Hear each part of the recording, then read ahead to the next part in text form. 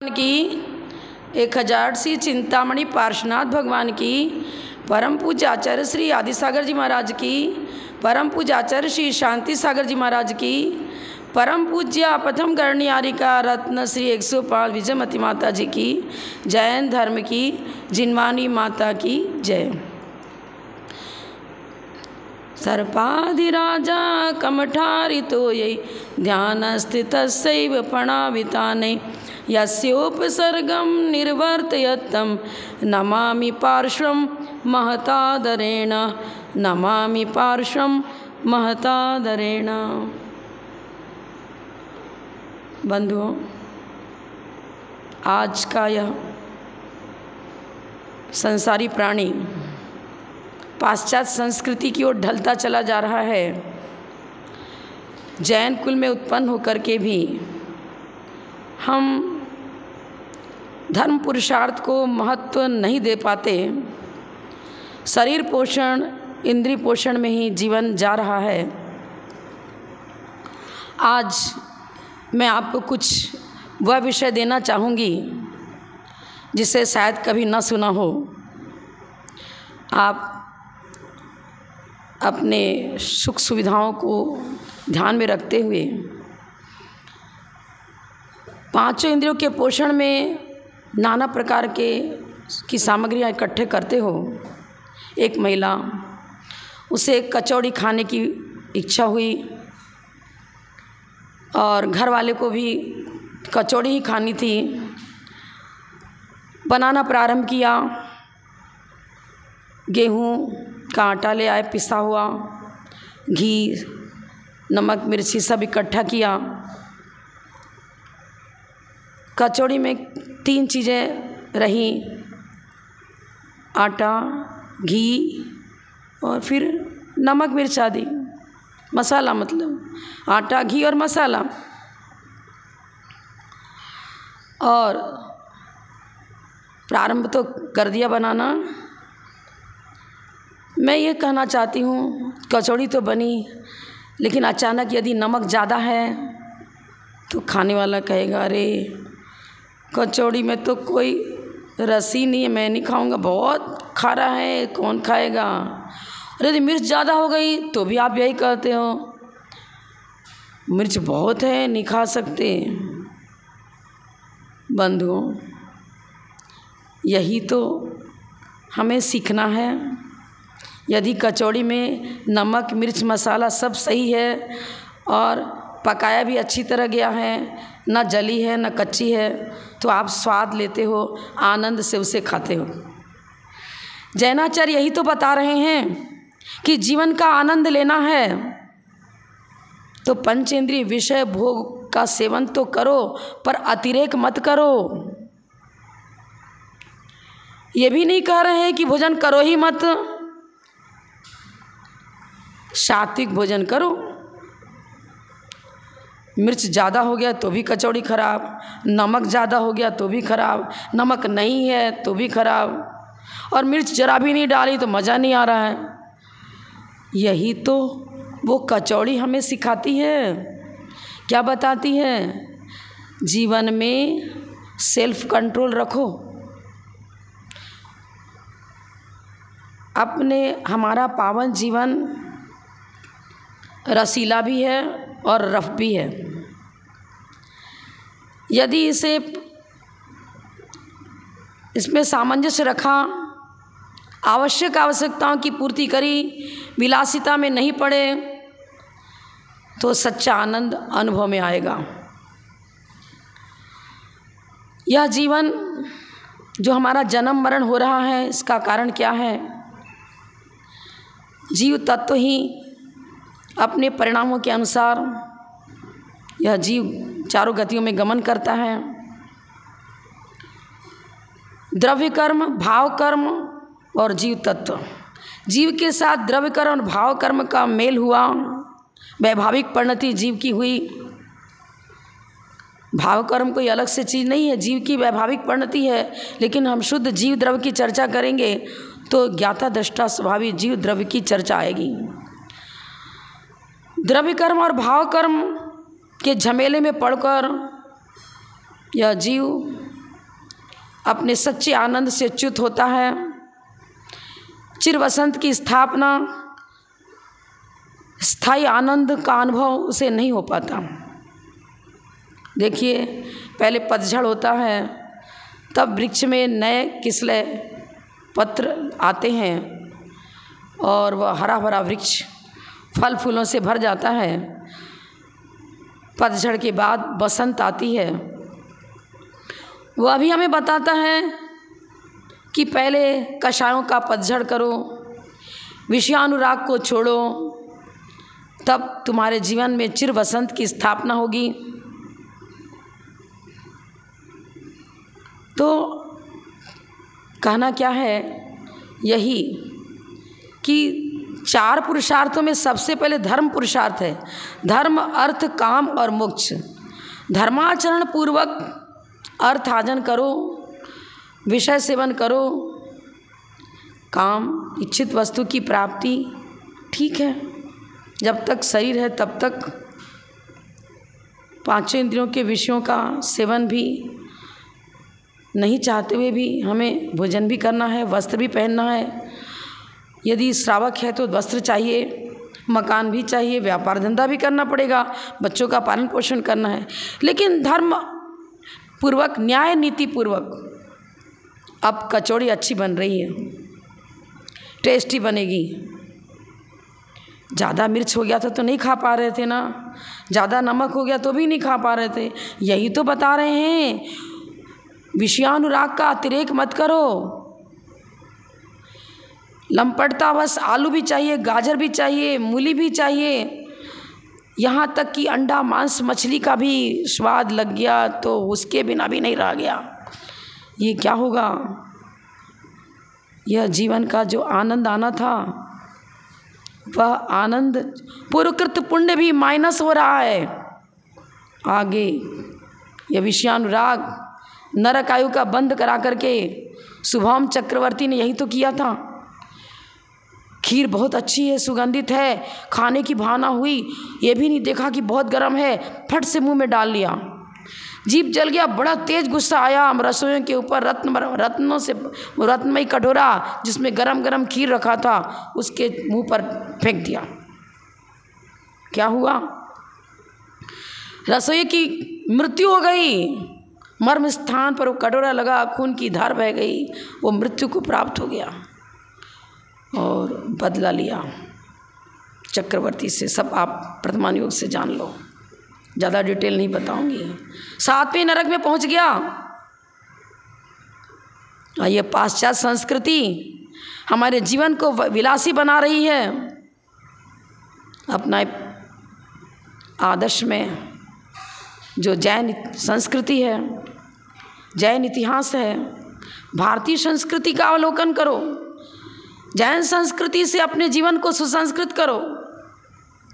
क्या आपने सुना नहीं, अमरचंद जी दीवान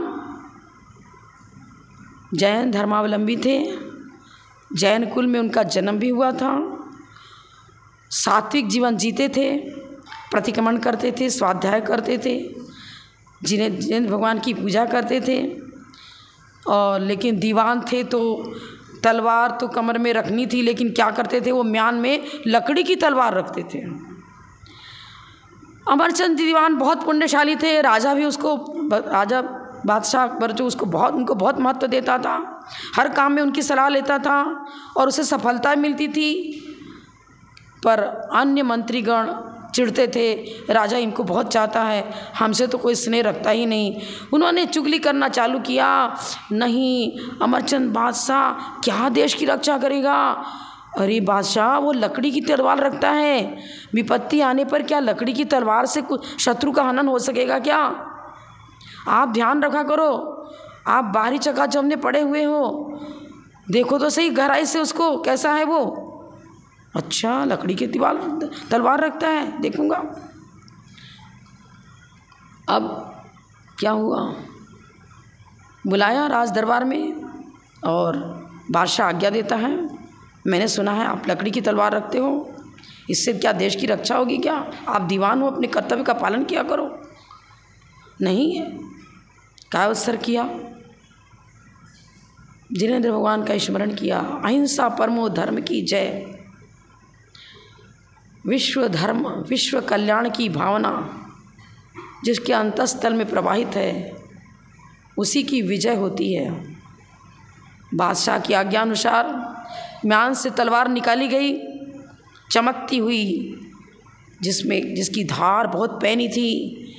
अद्भुत वह तलवार देख कर के, अरे ये तलवार कहाँ लकड़ी की है ही नहीं लकड़ी की, ये तो चमकती धारा, इसकी कितनी तीव्र धार है, कैसी चमक है, असली तलवार है, नकली नहीं है।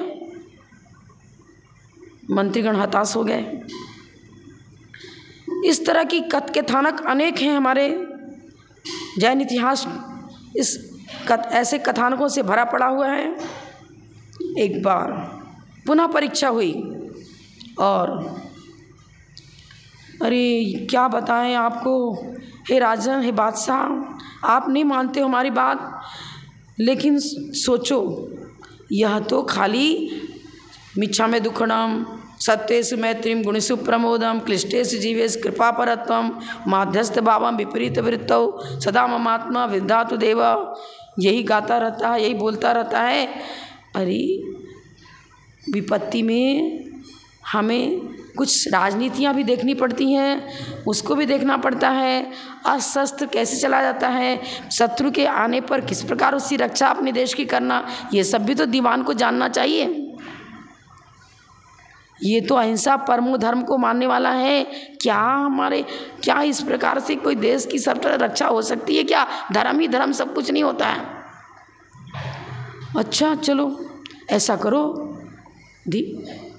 हम सबको बाहर जाना है अभी कोई काम से, तो आप जब अमरचंद दीवान आए तो उसको कहना कि देखो जितने पशु हैं, चाहे वो शेर भी क्यों ना हो, पशु पक्षी, मैं 15-20 दिन के लिए बाहर जा रहा हूँ और अपने मंत्रियों को भी साथ में ले जाऊँगी, लेकिन आपको नहीं ले जा रहा हूँ, आपको रक्षा करनी है और आपको ये कार्य सौंपा जाता है कि पशुओं को भोजन देना है, चाहे वो शेर भी क्यों ना हो, सिंह भी क्यों ना हो, सारे पशु पक्षियों को के भोजन की व्यवस्था आपको करनी है। राजा आज्ञा, ठीक है, करूँगा, पालन करूँगा। क्या हुआ, यथा योग्य सभी पशु पक्षियों के पास गाय भैंस जिसको जो चाहिए, जैसा भोजन योग्य होना चाहिए, दे दिया गया। दीवान जी ने जैसी आज्ञा दी कि देखो जिसमें पाप का बंध होता है ऐसा भोजन किसी को नहीं देना है, पानी छान कर के रखना है, गायों के पास में, भैंस के पास में चारा शुद्ध डालना है, पशु पक्षियों को चुग्गा डालना है, सबको यथा योग्य। अब शेर के लिए क्या किया जाए, शेर को तो मांस चाहिए था, उसके लिए अमरचंद जी ने कोई आज्ञा ही नहीं दी। अब जो कर्मचारी थे वो क्या करें, आज्ञा नहीं मिली तो क्या कर सकते थे, दीवान की आज्ञा हो जब ही तो कुछ काम करें। तो 2 दिन 3 दिन हो गए, शेर भूखा रहा, बहुत अंदर से क्रोधित हो रहा था। अमरचंद जी दीवान को ज्ञात हुआ कि शेर को भोजन नहीं मिला है, बात पहुंची, 2 दिन हो चुके, आज 3रा दिन है। शेर के पिंजड़े के पास दीवान जी पहुंचते हैं और नमोकार मंत्र की आराधना करी, आवाज़ लगाया, हे सिंहराज, यदि तुम्हें भूख मिटानी है तो देखो ये जलेबी का से भरा हुआ कड़ा और दूध से भरा हुआ कड़ा रखा है सामने, शुद्ध भोजन है, तो भूख तो इस भोजन को करके भी मिटा सकता है, पाप का बंध क्यों करता है? पाप के उदय से त्रियंच पर्याय मिली है, नहीं तो तेजे को राजकुल मिलता था। विचार कर, सोच, उचित क्या है। और यदि मांसी चाहिए तो मैं खड़ा हूँ, मेरा भक्षण कर ले, मुझे कोई तकलीफ नहीं। कायस्थ मुद्रा में खड़े हो गए, पिंजरा खोलने की आज्ञा दे दी गई। वो भूख से आकुल व्याकुल शेर भी उनकी सौम्य मुद्रा को देखकर अमरचंद जी दीवान की नमोकार मंत्र की आराधना का यह प्रभाव पड़ा कि वह भूखा शेर भी नतमस्तक होकर दीवान जी को नमस्कार करता है और जलेबी खाकर दूध पीकर पिंजरे में चला जाता है। पिंजड़ा बंद कर दिया गया। देखिए कचौड़ी की बात मैंने बताई थी। दीवान जी ने अहिंसा परमो धर्म का पालन किया। उस शुद्ध कचौड़ी, क्या कहें, कचौड़ी तो खाई, पर कौन सी कचौड़ी? आध्यात्मिक, जिसका रसास्वादन स्थायी रूप में भवभावांतर तक होता रहे। जब तक ये जो कचौड़ी लौकिक जो आप बनाते हो रसोई घर में, जब तक जीभ पर है तब तक स्वाद, अंदर गया कुछ नहीं। स्मरण करो, परिस्मृति से कोई मिठास थोड़ी मिल जाएगी, सोचते रहो। पर ये वो कचौड़ी जो शुभोपयोग की भूमिका के द्वारा तैयार की जाती है, अहिंसा परमो धर्म के द्वारा स्वीकार की जाती है। सात्विक भोजन करो, धर्मामृत का पान करो, ज्ञानामृतम भोजनम। ऐसी कचौड़ी कभी खाई क्या? अरे खाकर देखो तो सही। जो खाते हैं आज भी वो परमानंद का अनुभव करते हैं। प्रसन्न सागर जी महाराज, आचार्य प्रसन्न सागर जी महाराज घंटों धूप में बैठकर ध्यान कर रहे हैं, फिर भी प्रसन्न चित्त। क्या भेद विज्ञान है। आज हम उतनी ऊंचाई तक नहीं पहुंच सकते तो कम से कम इतना तो सोचें कि हमें अभक्ष भक्षण नहीं करना है, आलू मूली गाजर नहीं खाना है, मांस भक्षण नहीं करना है, अंडा नहीं खाना है, शाकाहारी बनना है। ऐसा भी किया तो सात्विक कचौड़ी आपके सेवन में आ रही है। शुद्ध घर का भोजन कर रहे हो, बाजार में नहीं करते, रात्रि भोजन नहीं करते हो आप। अब ऐसी कचौड़ी का सेवन कर रहे हो जिसका आनंद ही आनंद, स्वधर्मेंद्र बन करके, चक्रवर्ती बन करके दिव्य भोगों का सेवन, निरीह वृत्ति से सेवन। वो स्वधर्मेंद्र देवांगनाओं को देखकर ठीक है, नियोग है, लेकिन गहराई से चिंतन किसका चलता है? कब मनुष्य भाव मिले, कब मैं मुनि बनकर तपस्या करूं और स्थायी सिद्ध अवस्था को प्राप्त करूं। यही भावना, ये भावना जो धारा प्रवाह उस स्वधर्मेंद्र के अंदर प्रवाहित होती है, वो क्या करती है? विषय भोगों के दलबल में रह करके भी उनके जीवन को सात्विक बनाए रखती है। कमल कीचड़ में उत्पन्न होता है, कीचड़ में ही वास है, तालाब के अंदर है, लेकिन पृथक। यही तो सीखना है। आचार्य देव, ये मुनिराज, ये ऋषिगण जो रिद्धिधारी मुनिराज हैं, वो क्या आहारचर्या को नहीं उठते? क्या उठते हैं। यदि सभी रस का त्याग है तो रूखा भोजन करते हैं, लेकिन रूखा भोजन करके भी आप देखना 64 रिद्धियों के अंदर क्या है, उन जब उनको रूखी रोटी तो रूखी खा रहे हैं, लेकिन उसमें घृत का स्वाद आ रहा है, उसमें पकवान का स्वाद आ रहा है, पकवान जैसा रस दे रहा है, लेकिन रस की उनका उपयोग नहीं है। रूखा भोजन करके भी घृत का स्वाद आ रहा है, अमृत का स्वाद आ रहा है, लेकिन उसमें रचते पचते नहीं हैं। अरे ये तो तुच्छ है। घी से पड़ा पकवान भी उस पकवान का स्वाद न देते हुए, उन्हें आहार करते हुए भी रत्नत्रय का स्वाद आ रहा है। कहीं कोई चींटी ना आ जाए, कहीं कोई ऐसा विषय ना हो जाए जो अंतराय का कारण बनता है। यदि बाल आ गया, हाथ में कचौड़ी थी, हाथ में जलेबी थी, नहीं खाना है, अंतराय करना है, नहीं चाहिए मुझे तो अपने व्रतों का रक्षण करना है। ये द्रव प्राण रक्षणी नहीं है। भाव प्राण की रक्षा के लिए द्रव प्राण की रक्षा करता हूँ। छोड़ दिया, हाथ की कचौड़ी गिरा दी, जलेबी गिरा दी, नहीं खाना है। क्यों? बाल आ गया था, चींटी आ गई थी, कोई कारण बन गया ऐसा जो अंतराय का कारण बना, छोड़ दिया आहार। उस भोजन से आसक्ति नहीं, हमारा अनुराग तो अपने रत्नत्रय से है। उस रत्नत्रय का मिष्ठान और पकवान बनाओ और खाओ। वही कचौड़ी है, वही जलेबी है, वही अमृत है, वही पकवान और मिष्ठान है। वो पकवान मिष्ठान का यदि ऐसा पकवान मिष्ठान आपके किचन में बन रहा है, आपके जीवन में बन रहा है, तो अवश्य ही निकट भव में रिद्धिधारी मुनिराज की पर्याय भी प्राप्त हो सकती है।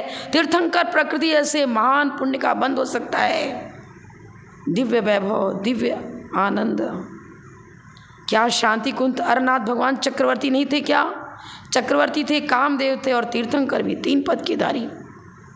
पर जब वो चक्रवर्ती बने तो क्या 363 रसोइया भोजन बना रहा है, वही भोजन वो कर रहे हैं, लेकिन उनको भोजन करते समय विचार कैसे उठ रहे हैं? विचारों में सात्विकता है, निर्मलता है। खाते हुए भी नहीं खा रहे हैं, सेवन करते हुए भी नहीं सेवन कर रहे हैं। उपयोग तो ये है, चक्रवर्ती का वैभव काक बीट के समान है, कोई इसमें सार नहीं। ये मनुष्य भाव तो हमें धर्म साधना के लिए मिला है, लेकिन प्रजा के प्रति कर्तव्य निभाना है।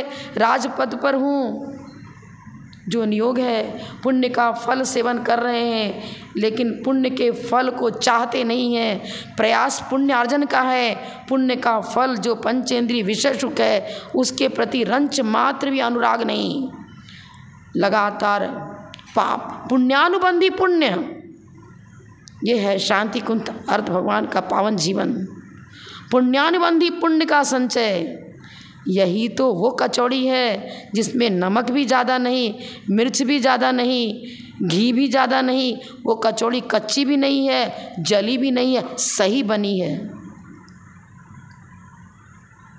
ऐसी कचौड़ी तैयार करो शांति जैसी कि कुंतुनाथ भगवान ने तैयार करी, शांतिनाथ भगवान ने तैयार करी, अरनाथ भगवान ने तैयार करी। भरत चक्रवर्ती क्या है? चक्रवर्ती है, लेकिन जैसे कीचड़ में कमल पृथक, उसी प्रकार उसका जीवन धर्ममय बना, सात्विक बना। बताओ, तीर्थंकर भी कोई ऐसे नहीं निकले जो कि दीक्षा लेते ही एक अंतर्मूर्त में केवली बन जावे। घर में रह कर के क्या उच्च कोटि की साधना करी भरत चक्रवर्ती ने। केस रोज करने के बाद जैसे ही वो साधनारत हुए, एक अंतर्मूर्त के अंदर ही परिणाम विशुद्धि ऐसी हुई जो छपक श्रेणी आरोहण कर लिया और अधाकरण अपूर्व का अनिवृत्तिकरण परिणामों को पार करते हुए शुद्ध सांप्राय गुण स्थान और क्षीण मोह पहुँच गए। अब 13वें गुण स्थान में पहुँचते ही केवल ज्ञान ज्योति जागृत हो गई, एक अंतर्मूर्त में सारा कार्य हो गया। क्या कोई वाहे तप किया? क्या करते हो गृहस्था में व्यवस्था में यथा योग्य, लेकिन कोई मासोपवासी होकर के साधना नहीं करी। और पिता आदिनाथ भगवान, चूँकि भोग भूमि के बाद कर्म भूमि का प्रारंभ हुआ था, प्रजाजन नहीं जानते थे कैसे जीविका चलानी चाहिए। 80 कृषि वाणिज्य आदि की शिक्षा देनी पड़ी और खेती नष्ट कर जाते थे पशु, तो मूसिका भी लगवाई उन्होंने कह करके प्रजा की रक्षा हेतु। इसलिए कुछ साधना धूमिल, कुछ राज की अवस्था में कुछ साधना ऐसी रही जिसमें निर्मलता का अंश कुछ रहा, कुछ नहीं रहा। तो पाप को धोने के लिए 1000 वर्ष तक तप करना पड़ा। बस साधना को सुधारो, विचारों को सुधारो, विचारों में प्रांजलता, आचरण में यथाशक्ति निर्मलता, प्रांजलता लाने का प्रयास करो। क्या पंचम काल में कोई आपके साथ डंडा लेकर खड़ा होता है क्या कि आलू ही खाना पड़ेगा, मूली खानी पड़ेगी, मांस ही खाना पड़ेगा? यदि डंडा भी लगाए तो नहीं। मैं द्रव प्राण का उच्छेद कर सकता हूँ, लेकिन अपने भाव प्राणों की रक्षा करूँगा। रत्नत्रय के अपने व्रत नियम की रक्षा करूँगा। व्रत नियम संयोग की रक्षा के लिए जो सदा दत्तचित रहता है, तैयार रहता है, वही तो स्वादिष्ट कचौड़ी तैयार कर रहा है। ऐसी कचौड़ी खाना यदि पंचम काल में प्रारंभ कर दो तो फिर छठे काल का दृश्य नहीं देखना पड़ेगा। नरक तिरंच आयु का बंध नहीं हो सकेगा। एक भवातारी बनकर अपनी आत्मा को परमात्मा बना सकते हो। तो हमें यही कहना है, विषयानुराग के कारण से कभी जली कचौड़ी मिलती है, नरक और तिर्यंच में जाना पड़ता है। कभी ज़्यादा घी से भरा, ज़्यादा नमक से भरा वो पकवान मिष्ठान मिलता है तो उसमें अतिरेक हो जाता है। तो देव एकेंद्री भैया वो काम करो जिससे भव भवांतर सुधरे और सदा धर्म पुरुषार्थ अनवरत चलता रहे और हम निकट भव में मोक्षगामी हो सकें। इतना ही कहकर मैं विराम लेती हूँ। जय बोलो परम पूज्य प्रथम गणनियारिका रत्न श्री 105 विजयमती माता जी की जय। जय हिंद धर्म की।